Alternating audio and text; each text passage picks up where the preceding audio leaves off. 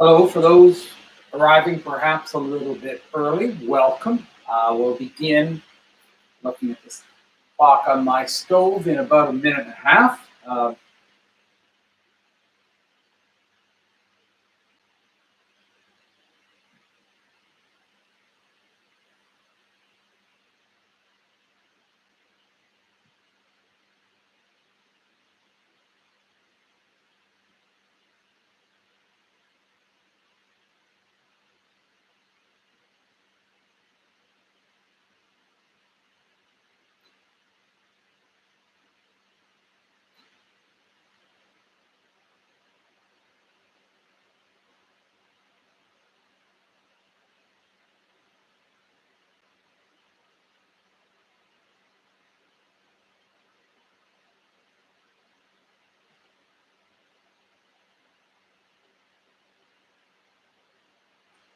Well, by my clock, it's 4 o'clock, and so we'll begin.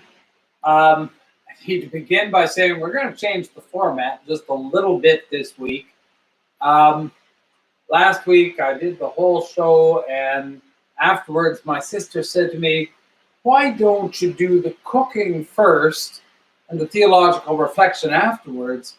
That way, by the time you're done the theological reflection, you have the food ready for people to see." Well, God save us from little sisters, but every now and then they pay off with some brilliant ideas. So I'm going to begin by doing the cooking, and then afterwards maybe take some time to think about our spiritual life, and then come back in the end, hopefully, with a finished meal. One of the things I wanted to start with, though, was to say that as we talk about this eating simple, that others may simply eat. For me, simple does not mean plain or boring. I think to some of the foods that I would consider great comfort foods, and they are seldom those things that require a lot of work or often even a lot of cost. They're foods that I connect with great memories, with well-loved people. I particularly think of Sundays when after church we would take my grandmother home from church and we would all go in to have lunch with her. My grandmother was one of the earliest single moms, long before we even talked about such things existing. She supported her kids by waiting tables 5 days a week, and then by running the candy concession at her friend's movie theater on the weekends. And even working those 7 days a week, she only ever had just enough. Just enough. She would freeze and can vegetables all summer long from her garden and from our farm. But the amazing thing was that she was able to take the most ordinary ingredients and make them into something absolutely extraordinary. I always loved Sunday lunch at my grandmother's house. And I always knew that we would have something simple, but something absolutely delicious. And so what I want to make today is something that we will consider pretty ordinary. I woke up on a cold March morning and thought, what could be a better meal than hot soup and a sandwich? And so I decided that today's meal was going to be tomato soup, perhaps with a few little additions, and grilled cheese sandwich. So I'm going to start by cooking the tomato soup, and where I'm going to begin is where I often begin with just about any soup, and that's to put a good, healthy bit of butter into the pan and to begin to saute those onions and get them just nicely softened up.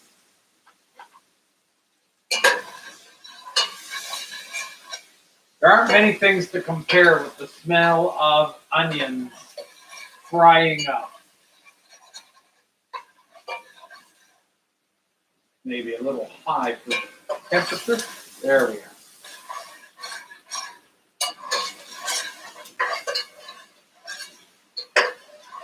This may be a little more time consuming than a regular tomato soup, but I promise you that the flavors that come together in this will really make a little bit of extra time worth the effort. Now, once we get those onions nicely softened, they've got a little longer to go yet.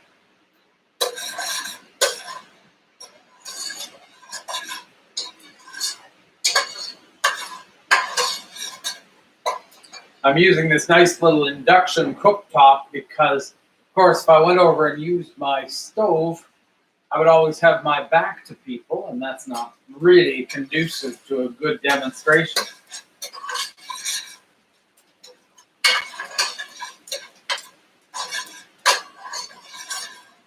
We're not going to rush these onions at all.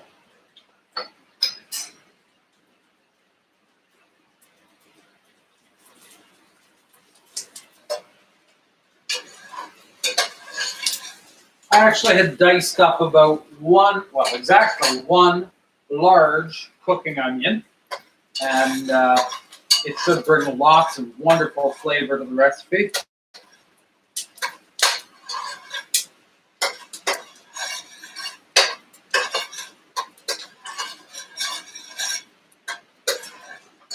I'm going to let them soften just a little while longer. I guess while we do that, I can do something as pedantic as to just take the bread and get it prepared for when I get to the sandwich portion of the meal. Now, of course, because of my celiac disorder, I have to use this chia and millet bread. But I'll tell you, as much as I complain constantly about the quality of gluten-free breads that are available, they're all wonderful when you toast them up nicely for something like a grilled cheese sandwich. Now, from way back in my childhood, I know that the first stage of making a good grilled cheese sandwich is to butter that bread up really well so that you've got something to help to fry it. And my mother would have said, don't skimp on the butter, no matter what else you might do.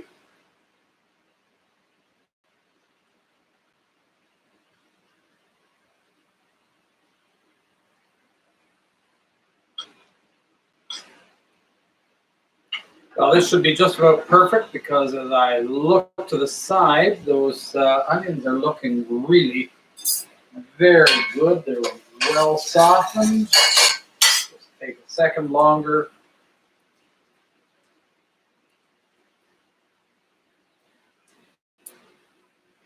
There we go. Now I'm going to remove this from the heat for a few moments to add a few other ingredients in. And the first thing I'm going to add, now the recipe actually calls for dried basil, but I'll tell you, I've never met a recipe where the real thing, the fresh thing, doesn't far outdo the dried old version.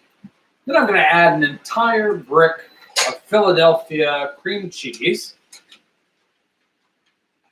You may think that's an awful lot of extra fat and such to add into a recipe, but when you taste the end result, you're going to think that's been a fantastic addition.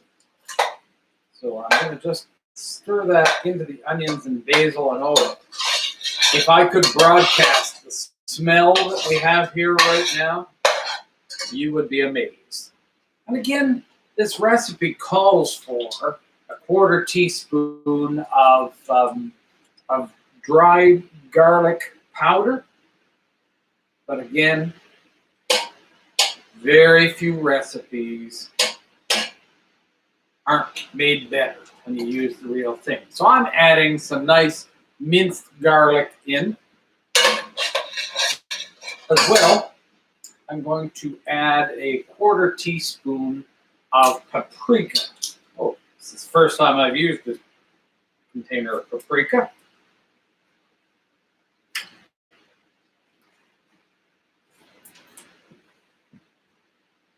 Paprika is a spice that I use a lot, so I'm not surprised to find that I had to go out and buy more recently. There are a quarter teaspoon of paprika. Now, this simple recipe calls for 2 cans of condensed tomato soup and then 2 cans of milk. But all condensed soup contains a very large amount of wheat flour, which would make me very, very ill for the whole night. And so I found that prepared Tim Hortons tomato parmesan soup has no wheat content at all. And so I'm able to use that. It already has the milk added, so I'm just going to add 2 cans of Tim Hortons tomato parmesan soup into the pot. And since I really like my soup to be very nice and smooth and creamy, I'm going to just use my submersion blender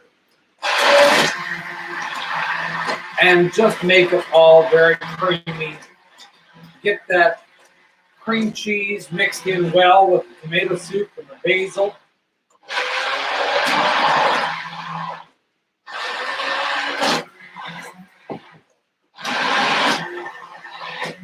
Once again, I really wish that I could broadcast the smell of this as it is right now.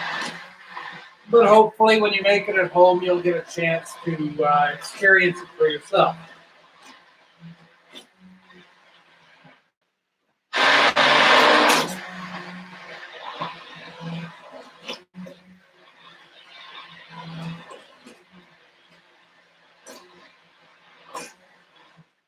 Okay, and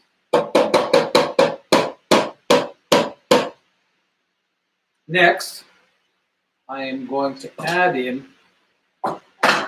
1 can of diced tomatoes. If you want, you can use the ones that have spices added. I find that it's really not necessary. And once again, because I like my tomato soup to be nice and creamy and very smooth, I'm going to take a little time with the blender and just chop up those diced tomatoes a little finer.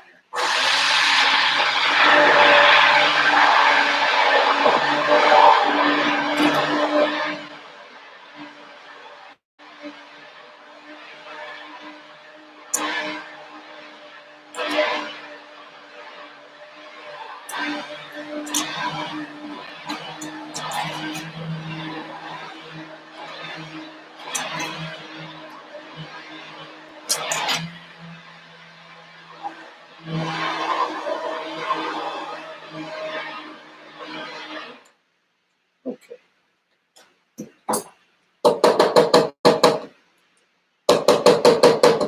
And you might find yourself asking, with all of the additions, how can you possibly say that this is eating simply?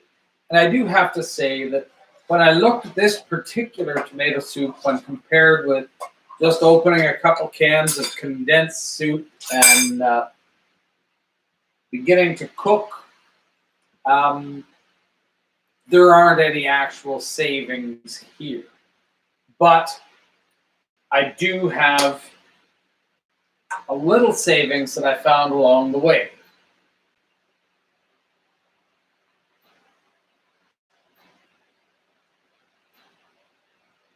And that is that when it comes to making a grilled cheese sandwich, I stopped at my favorite local cheese factory, and as they slice up the cheese, at the end of each piece of cheese that they cut, there are pieces and ends that are just a little too small to go through the slicer and yet too big to qualify as a slice. And so they sell those perfectly good pieces of lovely cheese that are just a little too thick at half the price. And so I buy those to make grilled cheese sandwiches because, first of all, my wife and I like a nice thick amount of cheese in a grilled cheese sandwich. But secondly, half the price makes a big difference. And so I figure that just in buying that cheese, I save $5. So I'm going to drop $5 into my jar of money for Lunch by George at the end of Lent. Now I've turned this on at low heat to bring it up to temperature. And while it comes up to temperature and while I prepare to make the grilled cheese as well, we're going to have a little bit of a theological reflection. Years ago, now the symbol that I want to use today for our Lenten walk is actually my wristwatch. A long time ago, my organist at St. George's of Forest Hill gifted me with a book that he really loved called In Praise of Slow. The author pointed out that particularly in this generation, but for the last several generations, North American culture has become almost enslaved by the time clock. We are the slaves of productivity.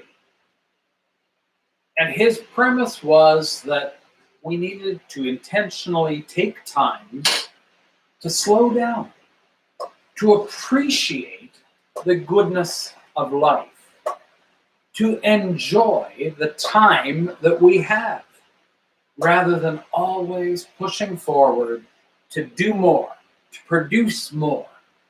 Often my wife will come home and I'll say to her, well, I seem to have worked all day, but I don't feel like I've accomplished much. The question that comes of that, is it necessary that we always accomplish much? Sometimes it's just as well to slow down, to accomplish less, but to manage to enjoy the time that God has given us. But I think there should also be a companion book to that first one called In Praise of Simple. I believe it was on Ash Wednesday that I mentioned to my congregation that a few years back, I did a Lenten discipline where on each day in Lent, I looked at one spot in my home that seemed cluttered to me and went about uncluttering it. I came at it with 3 bags, one to give away, one to throw away, and one to keep.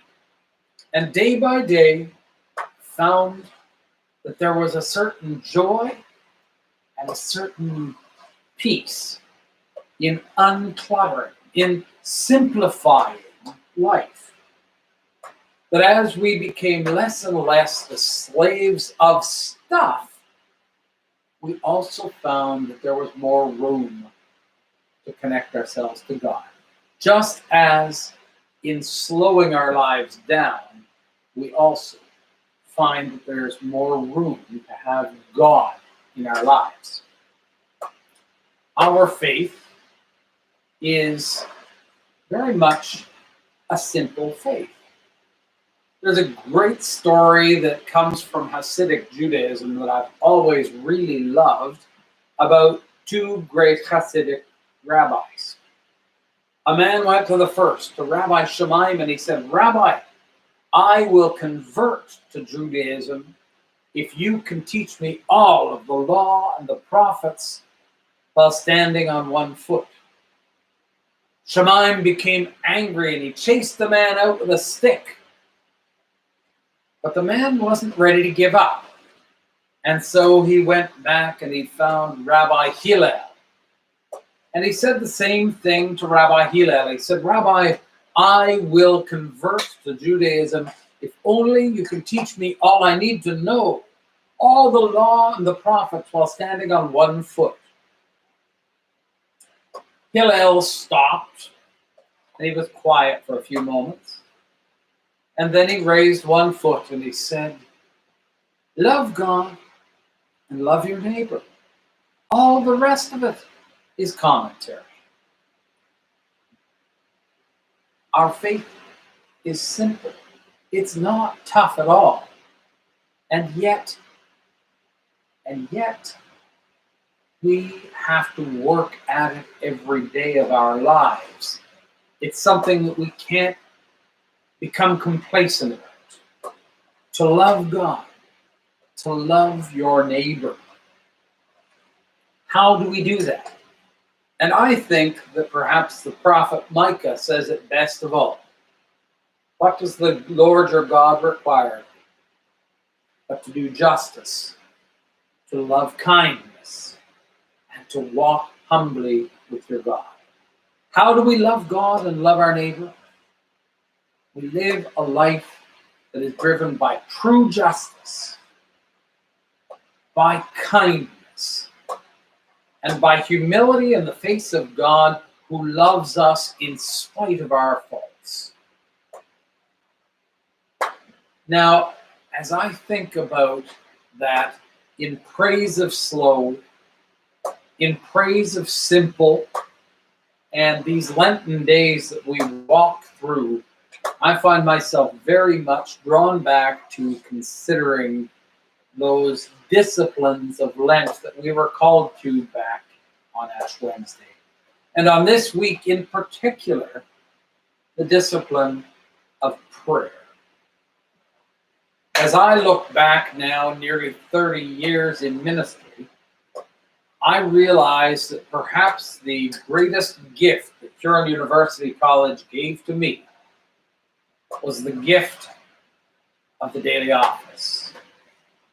Now this is just about up to temperature. I'm going to take it off and let it cool for a few moments while I make those beautiful grilled cheese sandwiches. As I say, Huron College gave me the gift of the daily office. That every day, no matter what, throughout my time in seminary, the expectation was absolutely there that I would be present to pray every morning through morning prayer and to return once again every evening for morning prayer. Were it not for that discipline of realizing that the first thing I needed to do each morning as I woke and the last thing I needed to do each night as I finished my day was to stop and to return to God and to pray. I'm sure that ministry through the years would have knocked me around to the point where I might well have given up.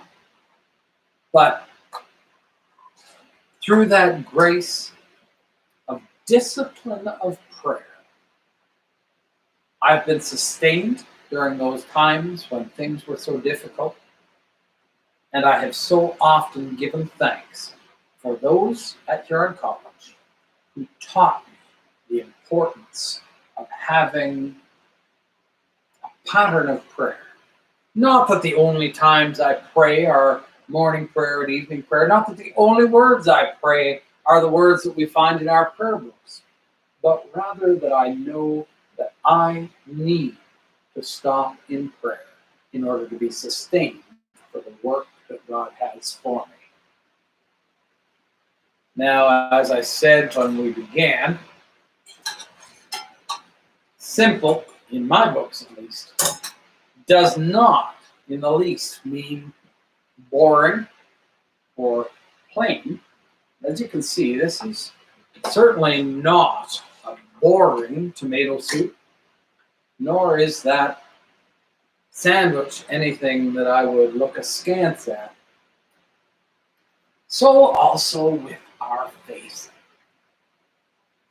The Christian faith is anything but boring. As we walk along this faith, we're invited into a life that is world-changing. We're invited to get out there in the world and to live out that justice and kindness and humility in such a way as to change that world out there to be more the kind of place where God can reign. As I walk through these Lenten days and prepare once again for the celebration of Easter, as much as Lent used to be a very tough season for me, I look at these Lenten days with a certain degree of joy. Joy that I've been called to join with God in changing that world out there. Let's face it, that world out there is a mess. There are problems out there that almost boggle the mind, and yet Christ has called us to be out there, making a difference, living radically different lives, so that that world and all of its problems can be redeemed. What an incredible quest we've been called to live out. Now, this first sandwich is looking almost perfect. I'm going to give it a few more seconds to get some nice golden color on the other side. Perhaps while I'm doing that, I'll serve up the first bowl of this tomato soup. It looks fantastic. And let me tell you, the smell with the basil and the cheese is just beyond belief. Generally, I like to just take a little pinch of green parsley to sprinkle on the top, just to finish the appearance of the bowl of soup. I'm going to take a look at this. It should be almost perfect. I'm still going to give it a few more seconds.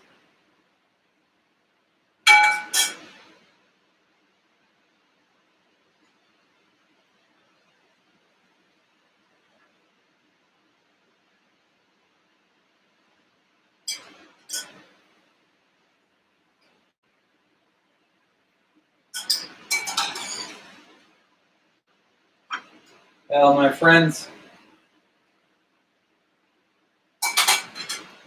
thus ends this cooking demonstration with a beautiful, rich, cheesy tomato soup and a wonderful grilled cheese sandwich. Now, I was brought up believing grilled cheese just wasn't grilled cheese if you didn't have a little ketchup. But of course, because I do struggle with blood sugars and also with celiac disease, I always buy the no sugar added ketchup, which is far less of a problem for me.